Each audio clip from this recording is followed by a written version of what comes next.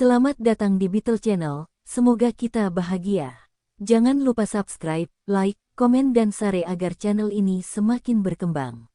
Terima kasih. Novel Gunho Ghost Story. Bab 69. Saya telah memilih 5 buku berdasarkan daftar yang disediakan oleh agen yang memperkenalkan buku-buku asing. Dengan buku Tren Ekonomi di Tiongkok untuk abad ke-21 yang ingin Anda terbitkan, kami akan memiliki 6 buku yang ingin kami terbitkan. Haha, aku benar-benar percaya padamu di bidang itu. Oh, karena aku sedang meneleponmu, aku ingin memintamu mengonfirmasi satu hal. Apa itu? Ini tentang gajiku. Sampai perusahaan penerbitan mulai menghasilkan pendapatan yang cukup untuk mandiri, bagaimana kalau saya membayarmu 5 juta won per bulan, 5 juta won? Oke, kedengarannya bagus untuk saat ini. Sebaliknya, aku ingin kamu menegosiasikan ulang gajiku denganku 2 kali setahun. Oke, aku bisa melakukan itu. Bagaimanapun juga, kita harus mempertimbangkan status keuangan perusahaan dalam menentukan gajimu. Bagaimana dengan gaji pekerja lain di perusahaan termasuk pemimpin redaksi? Baiklah, itu yang harus Anda putuskan. Anda adalah orang terbaik yang mampu mengevaluasi kualifikasi dan kontribusi setiap pekerja terhadap perusahaan. Jadi, itu harus menjadi keputusan Anda. Saya akan mendelegasikan wewenang itu kepada Anda. Baiklah, terima kasih, Tuan. Sampai jumpa pada hari Senin di kantor Anda di Gangnam. Setelah menutup telepon dengan Presiden Jong Suk-sin, Gunho menghitung dengan kalkulator elektroniknya. Jika kami tidak berhasil menemukan buku terlaris dalam setahun, kami tidak akan mampu menjual 20 buku pun dan saya akan kehilangan seluruh dana investasi saya sebesar 300 juta won untuk perusahaan penerbitan ini, sangat berisiko. Sangat mudah untuk terjun ke lapangan, tetapi sangat sulit untuk berhasil. Ya, saya harus mengandalkan kompetensi Presiden Jong Suk-sin. Sekarang terserah dia. Gunho menerima telepon dari pengacara Yang Jin Kim. Saya diberitahu bahwa rencana bisnisnya hampir selesai. Mereka saat ini sedang mengubah perkiraan permintaan di pasar Tiongkok. Benar-benar, mereka sedang mengerjakan perkiraan permintaan di wilayah pesisir timur Tiongkok. Bisakah mereka membuat perkiraan seperti itu dengan mengunjungi Tiongkok hanya beberapa hari? More Investment memiliki jaringan informasi yang sangat luas. Mereka telah memahami pasar terkini di wilayah pantai timur Tiongkok, terutama di bidang suku cadang mobil dan peralatan rumah tangga. Wilayah tersebut mencakup Hebei, Shandong, Jiangsu, dan Zhejiang. Mereka juga mendapatkan bantuan dari sebuah institusi lokal. Mereka memiliki hubungan dengan tim peneliti Akademi Ilmu Sosial di sana. Begitu. Mereka juga memahami status produk pesaing saat ini. AS sangat kompetitif di bidang kimia, namun mereka ingin melihat apakah negara lain seperti Jerman, Prancis, dan Inggris mencoba memperluas pasar mereka ke Tiongkok. Sepertinya ada lebih banyak pekerjaan daripada yang saya kira. Anda harus teliti dalam masalah ini. Anda harus ingat bahwa Anda sedang mencoba memulai usaha patungan dengan perusahaan manufaktur global. Limondale Dion, apakah menurut Anda mereka dapat menyelesaikan rencana bisnisnya pada akhir minggu ini? Itu tidak mungkin. Setelah mereka selesai mengetahui status pasar, mereka akan mulai mengerjakan estimasi proyeksi keuntungan. Mereka juga akan menerjemahkan semuanya ke dalam bahasa Inggris. Beri mereka waktu 10 hari lagi, mereka akan membawakan rencana bisnis yang bagus untuk mereka. Anda kemudian, setelah mereka menyelesaikan rencana bisnis, Anda harus memutuskan apakah Anda ingin menggunakan rencana bisnis tersebut untuk mengirimkannya ke Limondale Dion. Mereka juga akan membawakan rencana bisnis versi Korea untuk Anda. Saya harap saya bisa melihatnya sesegera mungkin. Pada hari Senin, Gunho menuju ke kantornya di GH Development di Gangnam, Seoul. Dia sedang menikmati secangkir kopi pagi di mejanya ketika Presiden Jong Suk-sin masuk ke kantor. Saya tidak tahu Anda memiliki kantor lain di sini.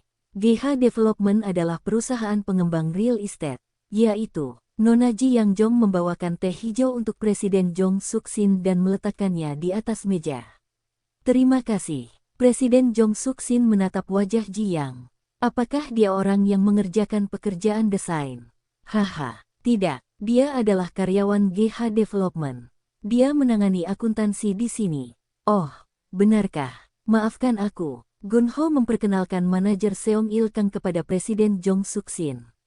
Oh, dia manajer Kang. Saya berbicara dengannya di telepon beberapa kali untuk urusan administrasi. Hai, akhirnya saya bertemu langsung dengan Anda. Jong Suk mengulurkan tangannya ke manajer Kang untuk berjabat tangan. Manajer Kang tampak malu. Kantor Anda akan berada di sebelah kantor kami. Jadi jika Anda memerlukan bantuan, beritahu kami hanya berjarak satu pintu lagi. Kami semua adalah keluarga sekarang. GH Development dan GH Media, bukan? Terima kasih telah mengatakan itu. Saya berharap dapat bekerja sama dengan Anda. Gunho dan Jong Suk sedang mengobrol ketika Jae Sik Moon memasuki kantor. Pengembangan GH. Oh, pemimpin redaksi Moon, apa kabar? Presiden Jong Suk Sin berdiri ketika dia melihat Jae Sik masuk ke kantor. Saya melihat sekeliling kantor kami di sebelah sebelum datang ke sini. Sangat bagus dan nyaman. Benarkah? Coba aku lihat. Ji Yang mendatangi Gunho dan berkata, semua pekerja desain ada di kantor. Mereka bertanya-tanya apakah mereka bisa datang ke kantor ini sekarang. Tidak, itu tidak perlu. Kami akan datang ke kantor itu sekarang. Ketika Gunho memasuki kantor sebelah, para pekerja desain berdiri bersama. Hai, saya datang bersama Presiden Jong Suk Sin ke sini. Dia akan bergabung dengan Anda mulai hari ini. Hai, aku sudah banyak mendengar tentangmu. Namaku Min Suk Oh. Kamu tampak familiar. Apakah kita pernah bertemu sebelumnya? Saya pernah melakukan beberapa pekerjaan kontrak untuk Kimbux sebelumnya. Oh begitu. Itu sebabnya kamu terlihat sangat akrab. Senang bertemu denganmu. Saya Jong Suk Sin. Min Suk memperkenalkan dua pekerja lainnya padanya. Wanita ini bekerja di tim desain bersamaku. Dan wanita di sini, dia menangani pekerjaan administratif untuk perusahaan kita sebelumnya. Oh, benarkah? Apakah kamu pernah bekerja dengan aplikasi penerbitan sebelumnya? Tidak, belum. Kami akan mulai menggunakan aplikasi penerbitan di tempat kerja. Pesanan harian dari Kyobo Book Center dan Yes misalnya atau beberapa perusahaan lain semuanya akan ditangani menggunakan perangkat lunak tersebut. Kami juga akan menggunakan aplikasi penerbitan untuk permintaan pengiriman kami. Ketika Jong Suk mulai berbicara dengan karyawannya tentang pekerjaan di perusahaan penerbitan, Gunho berdiri untuk pergi. Baiklah, aku akan meninggalkan kalian semua di sini agar kalian dapat membicarakan pekerjaan dengan nyaman. Lagi pula aku ada rapat penting yang harus aku hadiri. Presiden Sin dengan cepat menyerahkan selembar kertas kepada Gunho. Apa ini? Itu daftar buku yang akan kami terbitkan. Haha, jika Anda setuju dengan pemilihan buku, maka saya setuju. Saya sepenuhnya menyerahkan keputusan kepada Anda untuk menggunakan kebijaksanaan Anda. Manajer Kang, mengapa Anda tidak menyerahkan rekening bank perusahaan dan kartu kredit kepada Presiden Sin? Ya Pak, manajer Kang menyerahkan buku bank dan kartu kredit bisnis perusahaan penerbitan baru kepada Jong Suk. Gunho lalu keluar dari kantor. Mereka akan berbicara lebih jauh tentang rincian tugas dan hal-hal dari perusahaan penerbitan mereka. Para pekerja datang ke pintu depan kantor untuk melihat Gunho pergi. Hari ini adalah hari pertama perusahaan.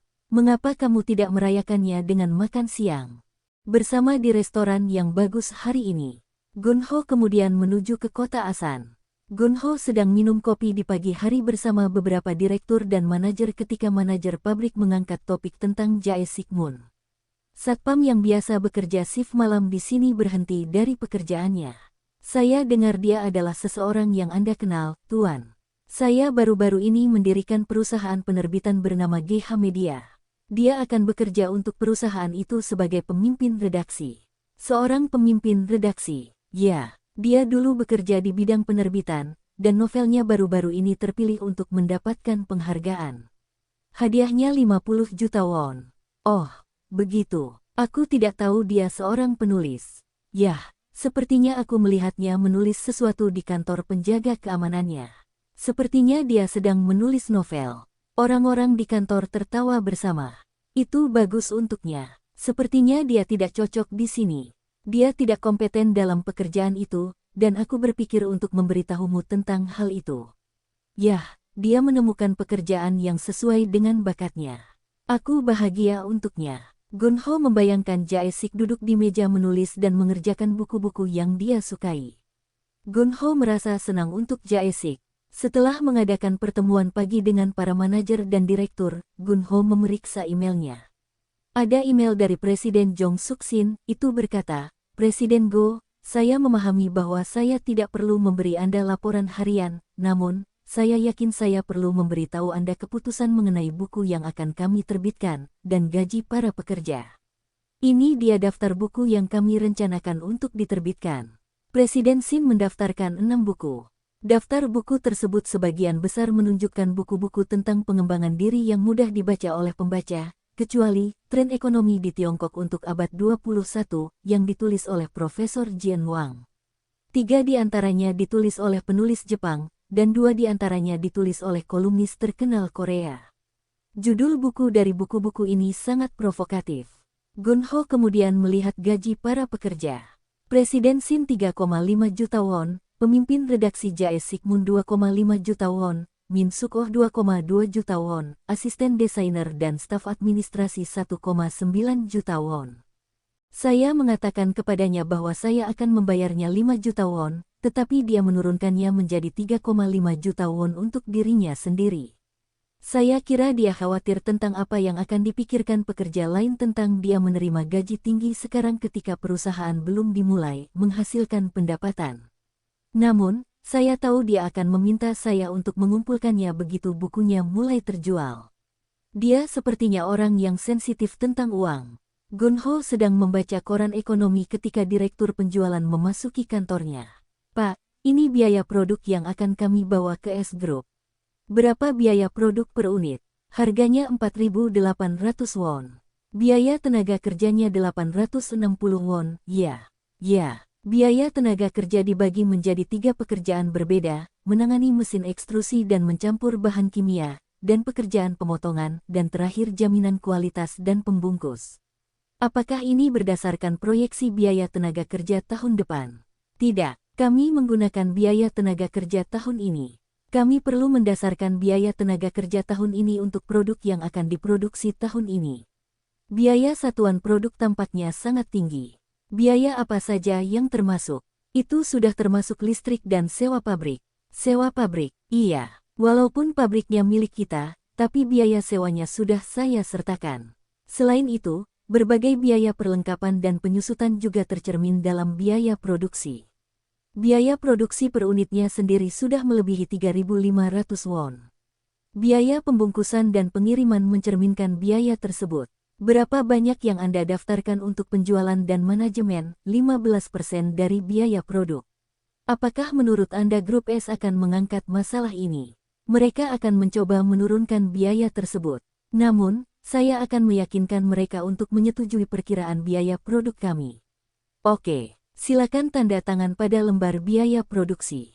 Kami memerlukan tanda tangan Anda agar dapat kami gunakan di luar perusahaan, Tuan. Gun Ho menandatangani biaya produksi. Gun Ho bertanya sambil tersenyum, "Menurutmu berapa banyak yang akan mereka minta pada pesanan pertama?" "Saya tidak begitu yakin, tapi saya memperkirakan mereka akan meminta kami memproduksi sekitar 50.000 unit. 50.000 kalau begitu, 240 juta won." Direktur penjualan terkejut dengan hal itu. Gun Ho menghitung pendapatan tanpa menggunakan kalkulator. Dia mempunyai indera yang luar biasa dan kemampuan perhitungan mental yang tinggi. Wow, pantas saja dia sukses di usianya yang masih muda. Apakah kita sudah menerima cukup bahan mentah dari Dion Amerika untuk 50.000 unit produk pertama? Sampai saat ini kami sudah menerima 3 ton bahan baku. Saat ini kami sedang membongkarnya menggunakan truk forklift. Apakah kamu mengunjungi S Group besok dengan membawa dokumen biaya produksi? Ya, saya akan pergi bersama asisten manajer yang bertanggung jawab atas estimasi itu. Kedengarannya bagus. Baik, Tuan. Tolong beritahu saya jika Anda memerlukan sesuatu. Direktur penjualan sedang berjalan menuju pintu kantor untuk pergi ketika dia berbalik dan mendatangi Gun Ho untuk berkata, "Tuan, ada sesuatu yang ingin saya tanyakan kepada Anda." "Apa itu?" "Bisakah kita menugaskan 2 pekerja dari pusat penelitian ke departemen penjualan kita setelah pusat penelitian dibubarkan?" "Aku akan mengirimkanmu 1 pekerja. Kami membutuhkan 2 orang, Pak. Setidaknya kami membutuhkan 2 orang lagi untuk memperkuat kapasitas penjualan kami. Kalau begitu, mari kita bicarakan lagi nanti. Baiklah, Tuan. Saya akan pergi sekarang. Gunho berpikir bahwa jika perusahaan benar-benar menerima pesanan pertama produk baru sebanyak 50.000 unit, insentif $20.000 yang harus dibayarkan untuk Tuan Sakata Ikuzo akan sepadan. Oh, aku bertanya-tanya bagaimana keadaan Tuan Sakata Ikuzo sekarang. Sepertinya aku perlu berolahraga juga. Sebaiknya aku berjalan-jalan. Aku terlalu lama berada di kantor. Ayo jalan ke tempat produksi dan lihat caranya dia lakukan. Gunho pergi ke laboratorium penelitian tempat Tuan Sakata Ikuzo bekerja. Tuan Sakata Ikuzo sedang melakukan beberapa eksperimen. Penerjemah tertidur sambil duduk di belakangnya, kepalanya dimiringkan ke satu sisi. Ketika Gunho memasuki laboratorium penelitian, penerjemah segera berdiri. Saya pikir kita sudah selesai mengembangkan produk baru. Apa yang kamu lakukan? Saya sedang bereksperimen dengan TPU. Apa itu TPU? TPU adalah poliuretan termoplastik. Ini adalah bahan baku utama produk baru ini. Apa yang sedang kamu kerjakan? Produk baru kami sudah selesai. Uretana berubah warna setelah 1 tahun. Itu salah satu kelemahannya. Saya ingin menemukan cara untuk mencegah perubahan warna itu. Anda jangan buang-buang waktu, Tuan. Saya akan memberi Anda liburan berbayar selama 3 hari. Mengapa Anda tidak istirahat dan bersenang-senang? Penerjemah tersebut tampak begitu bersemangat dan bahagia dibandingkan Tuan Sakata Ikuzo ketika mendengar mereka diberi liburan berbayar. Ketika Gunho menanyakan manajer Jong Suk Park, dia berlari ke Gunho. Mengapa Anda tidak mengajak Tuan Sakata Ikuzo ke Seoul untuk tur? Tuan Sakata Ikuzo harus tinggal bersama kami sampai kami menerima pesanan produk awal dari S Group dan mulai memproduksi produk baru kami tanpa masalah. Ini bagus saatnya dia melihat-lihat Seoul seperti turis. Tunjukkan padanya Istana Gyeongbuk, Menara Namsan, dan lain-lain. Tentu, aku akan membawanya ke Seoul besok. Lagi pula aku libur besok. Ini hari Sabtu. Oh, besok hari Sabtu. Kak, kamu tidak tahu hari ini hari apa? Keesokan harinya, Jong Suk dan Tuan Sakata Ikuzo pergi ke Istana Gyeongbuk bersama. Tuan Sakata Ikuzo tampaknya terkesan dengan keindahan Istana Gyeongbuk. Khususnya, dia menunjukkan ketertarikan yang kuat pada gaya arsitektur istana. Jong Suk dan Tuan Sakata Ikuzo sedang berada di Menara Namsan yang menjadi tujuan wisata selanjutnya setelah mengunjungi Istana Gyeongbuk ketika ia menerima panggilan telepon dari Gunho. Jong Suk, kamu di mana? Kami berada di Menara Namsan. Kapan kamu akan makan malam? Kami memutuskan untuk makan malam sekitar jam 6 sore di kota Myeong. Setelah makan malam, datanglah ke kota Hanam sekitar jam 8 malam. Aku sedang dalam perjalanan ke Seoul. Aku akan menemuimu di sana. Apa yang akan kita lakukan di kota Hanam? Aku ingin membelikanmu minuman. Aku tahu tempat minum yang enak di sana. Maksudmu kamu ingin membelikan minuman untuk Tuan Sakata Ikuzo? Atau membelikanku minuman? Aku akan membelikan kalian berdua minuman. Baiklah, kemana aku harus pergi di kota Hanam? Datanglah ke rumah sakit Sun Chun Hyang. Aku akan menemuimu di sana. Baik, terima kasih kawan. Gunho menelepon nyonya rumah bar di kota Hanam. Mes, yang untuk pertama kalinya setelah sekian lama. Oh, Presiden Go, sudah lama tidak bertemu. Apa manfaatnya saya menerima telepon ini? Saya akan ke sana jam 8 malam hari ini. Saya akan membawa 2 orang lagi. Salah satunya adalah orang Jepang. Jadi, jika Anda bisa menemukan gadis yang bisa berbahasa Jepang, itu bagus sekali. Jangan khawatir, sudah kubilang gadis-gadis kita bisa berbicara bahasa Inggris atau Jepang. Jong Suk mengeluh sambil berdiri di depan pintu masuk rumah sakit Sun Chun Hyang. Ada banyak sekali bar di kota Itaewon, yang lebih dekat dengan tempat kita berada. Dia ingin membawa kita kemana? Dia bilang kita bisa menunggu di depan rumah sakit Sun Chun Hyang dan dia akan menjemput kita. Apakah kita akan berjalan kaki ke bar dari sini? Sambil menunggu Gunho di depan rumah sakit, Jong Suk merasa kasihan kepada Tuan Sakata Ikuzo yang berdiri di sampingnya. Penerjemahnya sudah pulang, jadi dia bahkan tidak bisa memberitahu Tuan Sakata Ikuzo bahwa dia menyesal. Pada saat itu, 2 pria kekar berjas hitam mendekati Jong Suk entah dari mana. Apakah mereka gangster? Jong Suk merasa gugup dan dia berusaha mempersiapkan tubuhnya untuk bertarung. Tuan, apakah Anda Tuan Taman Jong Suk? Jong Suk takut dengan kenyataan bahwa mereka mengetahui namanya. Hah, bagaimana mereka bisa tahu namaku? Orang-orang tangguh itu sepertinya juga mengenal Tuan Sakata Ikuzo. Apakah itu Tuan Sakata Ikuzo? Ya, benar. Siapa kamu? Kami akan menunjukkan jalannya padamu. Silakan ikut dengan kami. Jalan, kemana? Jong Suk berpikir mungkin sebaiknya dia lari, namun, Tuan Sakata Ikuzo ada bersamanya. Jong Suk tidak tahu bagaimana mengatakan lari dalam bahasa Jepang, dan dia tidak bisa meninggalkan insinyur Jepang itu. Dia adalah tamu penting bagi perusahaan. Jong Suk dan Tuan Sakata Ikuzo mengikuti orang asing yang terlihat berbahaya itu. Kedua pria itu membawa Jong Suk dan Tuan Sakata Ikuzo ke sebuah rumah. Rumahnya terlihat bagus. Ini tempat tinggal. Begitu mereka melewati pintu masuk, ada pintu lain yang menunggu mereka. Itu adalah rumah lain dengan pohon pinus yang diukir dengan indah. Halamannya ditata dengan baik dengan batu dan lentera. Selamat datang di Pinus. Seorang wanita paruh baya dengan pakaian tradisional Korea menyambut Jong Suk. Itu adalah Nona Yang. Jong Suk mundur. Aku harus bertemu Gun Ho kawan. Dia mungkin mencari kita di rumah sakit. Presiden Go menunggumu di dalam. Presiden Go. Jong Suk bertanya-tanya apakah Presiden Go itu adalah Presiden Gun Ho Go. Dia mengikuti wanita itu ke dalam rumah. Wanita itu juga berbicara dengan Tuan Sakata Ikuzo sambil tersenyum. Kochirani Irasaru Deso, silakan lewat sini. Wanita paruh baya itu sepertinya tahu cara berbicara bahasa Jepang. Oh, Kirei Desu ne cantik. Tuan Sakata Ikuzo terkesan dengan keindahan interior rumah dan wanita itu sendiri. Saat pintu tradisional Korea yang terbuat dari rangka kayu dan kertas dibuka, muncul sebuah ruangan besar. Ruangan itu dihiasi dengan layar lipat bersulam. Gun Ho sedang duduk di meja lantai di tengah. Silahkan duduk. Hah, Kak. Buyang membawa bantal lantai yang disulam dengan burung bangau. Silakan duduk. Ini Himitsu no Yosei bar rahasia. Oh, Soda suka begitu. Galbi Jim dan Shinseolo keluar membawa minuman keras. Tiga wanita muda berpakaian tradisional Korea memasuki ruangan. Jong Suk sepertinya menyukai mereka, dia hanya tidak tahu bagaimana harus bersikap di hadapan wanita cantik. Dia pernah berada di bar dan memiliki kehidupan yang relatif sulit, tetapi dia belum pernah ke bar rahasia seperti ini. Apalagi salah satu wanita itu fasih berbahasa Jepang. Rahang Tuan Sakata Ikuzo ternganga, dia tampak sangat puas dan bahagia.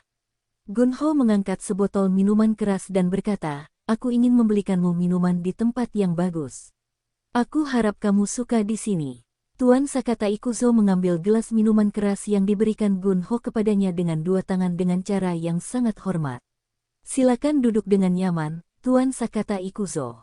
Di Korea, orang yang lebih tua seharusnya mengambil segelas minuman keras dari orang yang lebih muda dengan satu tangan.